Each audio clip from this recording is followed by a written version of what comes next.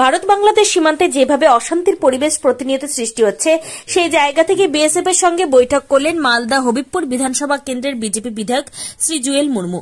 বৈঠকের পর কাঁটাতারবিহীন এলাকাগুলি পরিদর্শন করলেন তিনি। সীমান্তে বিএসএফ জওয়ানদের সাথে কথা বললেন, নিজে হাতে দূরবীন দিয়ে সীমান্ত নজরদারি চালালেন। এদিন নিজে পাহারার কাজেও সহযোগিতা করেন তিনি। আজকে আপনি এসেছিলেন, কি অবস্থা আপনার এই এলাকায়, কতটা কাঁটাতার নেই এবং কি পরিস্থিতি?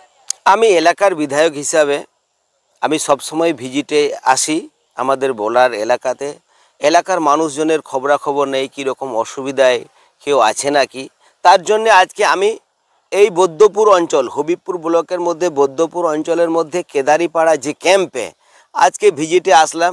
যেভাবে তারা বিএসএফরা কড়া নজরদারি করে ডিউটি করছে, যারা অনুপ্রবেশ এখানে ভারতে যেন না আসতে পারে, যারা জঙ্গি তারা আসতে যেন না পারে, তার জন্যে যে আমি এখানেও দেখলাম যে এইভাবে ডিউটি করছে। তার সাথে সাথে আমাদের সঙ্গে তিনি আমাদের বৈদ্যপুর অঞ্চলের পঞ্চায়েত যিনি রয়েছেন দাল্লা গ্রামেরই তপন হালদার মহাশয় আমার সঙ্গে আছে।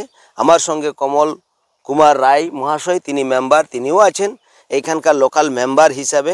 আমরা একসাথে এসে আমরা যেটা দেখলাম যে যেভাবে ডিউটি করছে বিএসএফ, কড়া নজরদারি চলছে। যারা আজকে আপনারা দেখছেন এইখানে কোনো ফিনিশিং নেই। আমাদের যে কেদারিপাড়া ক্যাম্প হইতে যেটাকে বলছে বেলডাঙ্গা পর্যন্ত যে 88 ব্যাটালিয়ন যারা ডিউটি করছে, এখানে 25 কিলোমিটার তার ঘেরা নেই। এই তার ঘেরা না থাকার সত্ত্বেও এত কড়া নজরদারি হিসাবে ডিউটি করছে।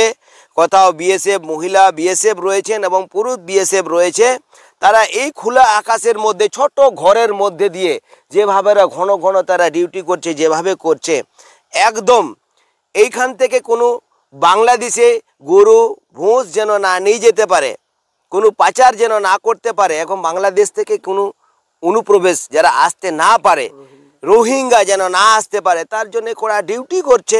এই দেখলাম, আমিও ফিল্ডে আছি। এইখানে ফিনিশিং না থাকার সত্ত্বেও কিন্তু এটা রাজ্য সরকারের ব্যর্থতা। রাজ্য সরকার তিনি যদি আগে ব্যবস্থা নিতেন বা বিএসএফকে যদি দিতেন, কেন্দ্র সরকারকে যদি জায়গা দিতেন, তাহলে অনেক দিন আগে ফেন্সিংটা হয়ে যেত। কিন্তু আমাদের বেলডাঙ্গা থেকে যে অনুরাধাপুর, সেখানেও ফেন্সিং ঠিক মতন নেই। আমাদের এখানে 25 থেকে 26 কিলোমিটার এখানে ফেন্সিং নেই, আবার ওইদিকে আবার 5-10 কিলোমিটার ফেন্সিং নেই। এই যে ফেন্সিংগুলো নেই, যে যোগ করতে গেলে আমাদের এখানে যে 35 কিলোমিটার ফেন্সিং নেই, তার অবস্থাতে বিএসএফ ডিউটি করছে রাত্রে অন্ধকারে, এই কুয়াশার মধ্যে, বৃষ্টির মধ্যে দিয়ে, এই কাদা রাস্তার মধ্যে দিয়ে। ওরাও তো মানুষ, কিন্তু তারা ডিউটি করছে বলে আমরা ঘুমাতে পারছি। যেভাবে আগে গরু চুরি হতো, যেভাবে মানুষের উপরে অত্যাচার করতো, সেইভাবে আর এরকম অত্যাচার হয় না ডিউটি করছে বলে। আশা করব ফেন্সিংয়ের তারটা এইখানে রাজ্য সরকার জায়গা না দেওয়ার কারণে এইখানে একটা মামলা হচ্ছিল, মামলা হওয়াকারে মামলা পাস হয়েছে। এখানে ফেন্সিং তাড়াতাড়ি হওয়ার কথা আছে, কাজ চলছে, শুরু হবে।